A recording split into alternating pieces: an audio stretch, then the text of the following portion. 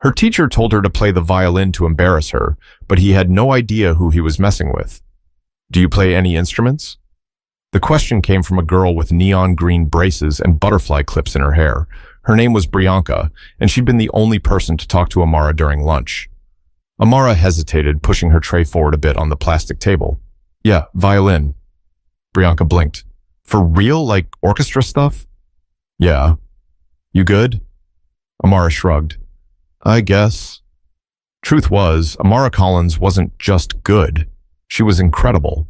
But she'd learned pretty quickly that telling people you were great at something made you look cocky, especially when you were new, especially when you were black, especially when you were quiet. So she kept it short. Let the music speak when it had to. Amara had just transferred to Mesa Grove Middle School, a mid-sized public school in Flagstaff, Arizona. Her mom had taken a new job at the university library, and Amara had been yanked from everything she knew back in Sacramento. Her neighborhood, her orchestra friends, even her private violin coach, Mrs. Lennox. Now she was here, 3 weeks in, trying to find her footing. The hallways smelled like pencil shavings and cafeteria pizza. The school mascot was a lizard. No one else looked like her in the advanced classes, not even close. Most of the teachers were decent, if not forgettable. Then there was Mr. Gregory Lance, the music appreciation teacher with a buzz cut and a sharp tongue. He wore polos tucked into khakis like it was a military uniform, and acted like everyone was already wasting his time. Every Monday, his class watched old concert footage or listened to jazz records. He'd grumble about how no one understood real music anymore and call the kids zombies with AirPods. Most students tuned him out. Amara kept her head down and did the worksheets, but she knew what was coming. It was on the syllabus. Week 3, Student Spotlight. Everyone had to share their favorite song, or if they played something, bring in their instrument and perform. The idea made Amara's stomach twist. She hadn't played in front of strangers in months. Her hands missed the smooth feel of her varnished wood violin, the cool resistance of the strings under her fingertips. At home, she practiced late at night in the spare bedroom her mom converted into a music room. She hadn't told anyone at this school about her regional youth orchestra, or that she'd once played a solo at the state capitol, or that her Juilliard-trained coach had told her she had the ear. She just wanted to get through middle school without standing out for the wrong reasons. But by Thursday morning, the spotlight was already headed straight for her. Thursday rolled around like a slow wave you couldn't stop. Amara sat near the back of the music room, pretending to be busy sketching a treble clef on the corner of her worksheet. Her violin case leaned against her chair leg, quiet and black and innocent, like it didn't know it was about to cause a scene. Mr. Lance stood at the front of the class, arms crossed, tapping a whiteboard marker against his palm. All right, he said. Student spotlight. Let's make this quick and painless. The room rustled with the sound of kids pretending to care. A boy named Aiden played a 30-second clip of some dubstep remix and shrugged when nobody reacted. A girl named Kira read the lyrics to a country song. Mr. Lance nodded at each of them like he'd rather be anywhere else. Then his eyes landed on Amara. Collins, that's you, right? She sat up straighter. Yes, sir. You said you play something? Amara nodded once. Violin? He smirked. Violin, huh? He turned slightly toward the rest of the class, then back to her. You brought it? Yes. Well, what are we waiting for? He motioned to the front. Let's hear it. There it was, the shift in his voice. Not just surprise, but something behind it. Like he was already halfway amused. The way people are when they see someone try to do a backflip on a sidewalk. You could feel it in the room, too. The sudden pause, a few snickers. Someone whispered, "Oh no," under their breath. Amara stood slowly and walked to the front, trying not to let her face show anything. She placed the case on the chair beside her and unlatched it carefully. Her heart thumped loud, but her fingers were steady. She'd done this 100 times, in front of strangers, judges, packed auditoriums. She could handle a class of 8th graders. She pulled out her violin, adjusted her chin rest, and looked at Mr. Lance. Any preference? She asked politely. He raised an eyebrow. Play whatever you think'll wow us. There it was again, that challenge wrapped in a smirk. The kind that said, you're not really going to impress me, but let's see you try. A couple of students chuckled, so she closed her eyes, took a breath, and began. The first note of Saint-Saëns' introduction and Rondo Capriccioso slid out of her bow like silk, sharp, clean, and floating in the room. There was no warm-up, no hesitating, just music. The snickering stopped. Someone coughed and then went completely still. Her bow danced across the strings like it had a mind of its own. Fast, fluid runs. Perfect intonation. Every note placed like a glass ornament. Her fingers moved so quickly it was hard to follow, but every motion was deliberate, practiced, graceful. The music filled the entire classroom, bouncing off the beige walls and silencing everything else. Mr. Lance didn't smirk anymore. When she finished, there was a full 5 seconds of silence. Then a clap, then another, and then, awkwardly, the whole room applauded, genuine, confused, maybe even a little embarrassed. Amara gave a small nod, packed her violin back in the case, and returned to her seat without a word. Mr. Lance cleared his throat. Well, that was something. He didn't meet her eyes, but the damage was already done, and not to her. The applause faded, but the silence that followed was louder than anything. Amara sat back in her chair like nothing had happened. She didn't look around. She didn't need to. The room was stuck between awe and confusion. No one had expected her to be that good. And it wasn't just that she played fast or pretty. It was the way the music had filled every crack in the classroom, like it belonged there more than the desks or the whiteboard or even Mr. Lance. Aiden leaned over and whispered, "Yo, what was that?" Amara didn't answer. She was still winding down inside. When she played, it was like entering another version of herself, one where she didn't have to explain anything, prove anything, or shrink to fit anyone's assumptions. Mr. Lance tried to continue class like normal, but the energy had shifted. He made a dry comment about back to real life and turned on a documentary about Duke Ellington. No one watched. Half the kids kept sneaking glances at Amara. A few looked like they wanted to say something but didn't know how. Amara just pulled her sleeve over her hand and rested her chin on her palm, pretending to take notes. Her violin case was back under her seat, zipped up like it had never been opened. When the bell rang, the room burst into movement like a shaken soda bottle. Chairs scraped, papers crumpled, earbuds popped back in. "Amara!" Brianka caught up to her just outside the door.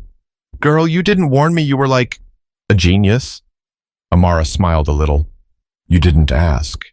"Nah, don't even play like that. You had Mr. Lance looking like he just saw his mortgage walk out the door." Amara laughed, not loud, but real. "You know he thought you were going to mess up, right?" Brianka added. "You saw his face?" "Yeah," Amara said. "I saw it." It wasn't just the surprise on Mr. Lance's face. It was something else, something deeper, like he'd made a bet and lost it in front of everyone. A bet he hadn't even realized he was making. The kind people make quietly when they assume too much about somebody who doesn't fit their picture. In the hallway, a few students nodded at Amara. One gave her a thumbs up. Another girl mouthed, "You were amazing."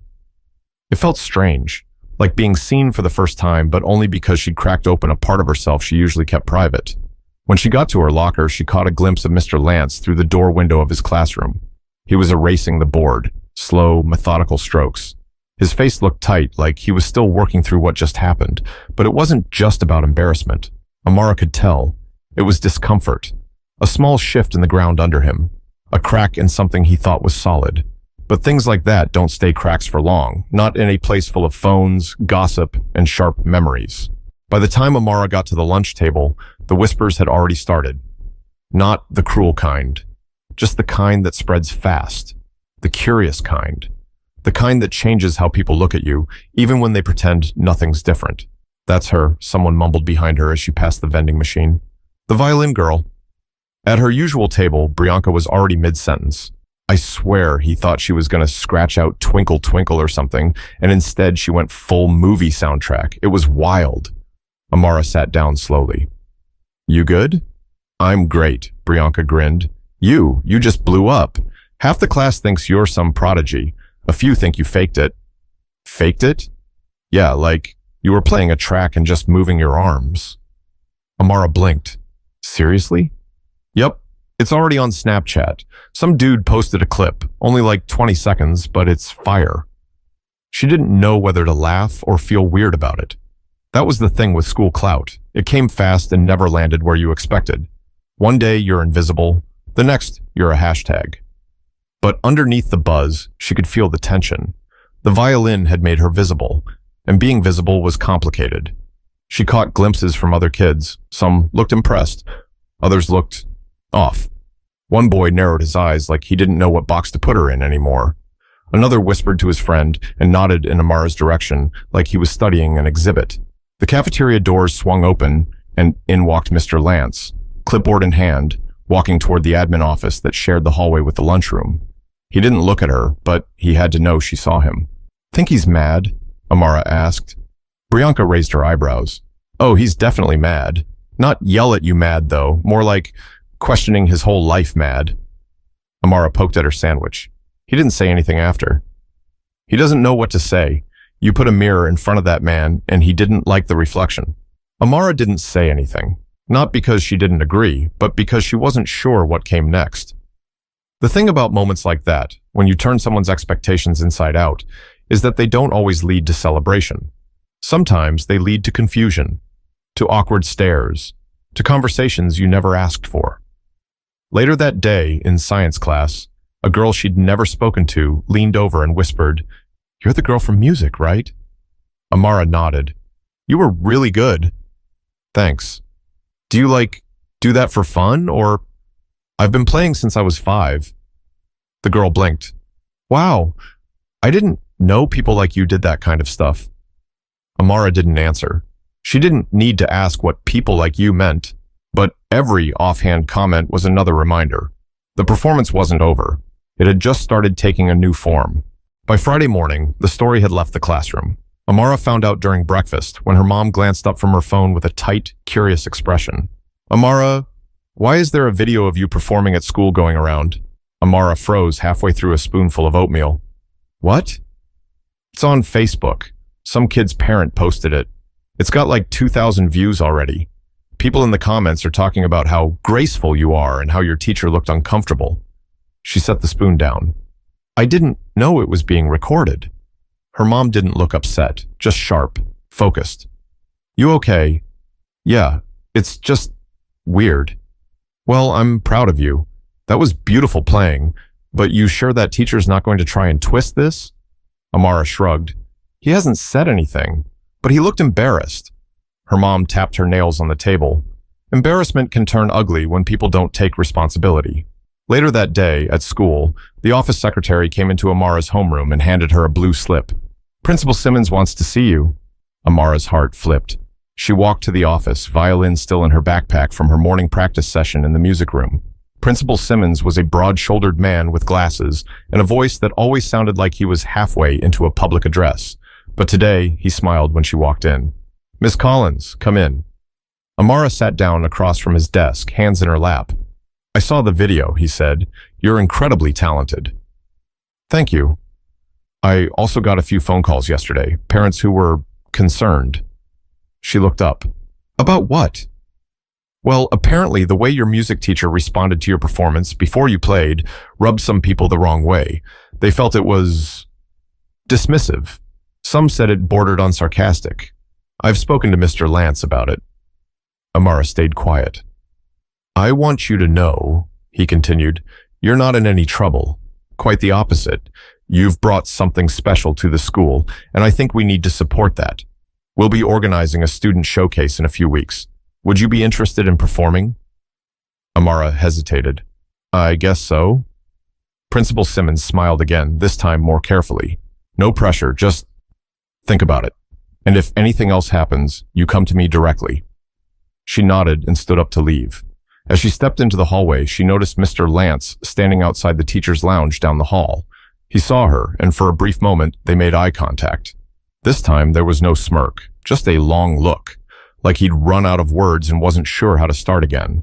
But not everyone gets to walk away from a mistake without facing the mirror, and some reflections aren't easy to accept. Monday came like a reset button, but nobody forgot what happened the week before. Mr. Lance started class with his usual roll call, but there was something different in his voice. It wasn't sharp, it wasn't smug, it was slower, almost cautious. Before we get started today, he said, setting his clipboard down, I want to talk about something. A couple of heads lifted. Not many teachers opened the week like that. I've been thinking a lot about last Thursday, he continued, about how I handled that moment with Amara. Amara blinked. She hadn't expected him to bring it up at all, especially not in front of everyone. Mr. Lance glanced her way, then looked back at the class. I made an assumption, a bad one, based on nothing but my own bias. And that's not okay. The room was quiet now. Everyone was listening. I teach music. I've always said music is universal, that it doesn't care where you come from, how you look, or what your name is. But last week, I didn't live up to that. Amara stared at her desk. A swirl of heat moved through her chest, equal parts surprise, awkwardness, and something close to relief. I owe you an apology, Amara, he said. A real one. I was wrong to mock you, and I'm sorry. You could have heard a pin drop. She looked up slowly. His face was serious. No sarcasm, no backhanded smile. It was probably the first time she'd ever seen him fully let his guard down. I accept your apology, she said, her voice even. A few students looked back and forth between them, unsure what to do with the tension in the air now that it wasn't angry. It was honest. I also want to thank you, he added, because your performance reminded me why I got into teaching in the first place. To be surprised. To learn. Not just to talk. He cleared his throat. All right, with that said, let's get into today's lesson. Leonard Bernstein's influence on Broadway and beyond. Class moved on, but the atmosphere had shifted. It wasn't just about one student and one teacher anymore. It was about the room itself, how people saw each other, how fast judgment shows up when no one stops to ask real questions. After class, Amara stayed behind for a second, packing her things a little slower than usual. Mr. Lance stepped over, hands in his pockets. You've got serious talent, he said, quietly this time. If you ever want help finding programs or summer workshops, I know people. I'd be happy to connect you. Amara zipped her case shut and slung it over her shoulder. I'll think about it. And she meant it. But what mattered more was that for the first time since she arrived, someone had actually seen her and said it out loud. 2 weeks later, the school held its first ever student talent showcase. It wasn't a big event, just folding chairs in the gym, a borrowed PA system, and a hand-painted banner hung slightly crooked above the stage. But for Amara, it felt bigger than anything she'd done before. Not because of the stage or the crowd or the lights, but because this time, people were really listening. She was scheduled last. Principal Simmons said they wanted to end strong, but she knew what that meant. You're the moment everyone's waiting for. That came with pressure, but she carried it the same way she carried her violin, carefully, with pride, and without apology. Backstage, Bianca stood beside her, holding her phone up to record. Okay, I'm not even nervous, and I feel nervous for you. Amara chuckled. You're making it worse. You're about to shut it down, girl. They're not ready. Out in the gym, the crowd was a mix of parents, teachers, and students from every grade. Mr. Lance sat in the front row this time, clipboard on his lap, but no grading, just watching. When her name was called, Amara walked out alone. Her sneakers squeaked slightly on the gym floor. She didn't wave, didn't smile. She just set her stand, tuned her violin quietly, and nodded to the tech student at the sound table. She started with something simple, a melody she wrote herself. It was slower than her last performance, more personal, fewer fireworks, more feeling, notes that lingered just long enough to be felt. By the third measure, the room was already quiet. Somewhere in the middle, she switched styles, moved into a jazz-inspired section she'd practiced for weeks. Her bow swung like a pendulum, her fingers bending notes just enough to make them human. It was messy in the best way. Alive. When she hit the final note, she held it until the reverb faded off the gym walls. Then silence. Then, as if someone turned on a switch, the crowd rose to its feet. The applause wasn't polite. It was grateful. Not just for the talent, but for the truth in it. Backstage, as she packed her violin, students came up one by one.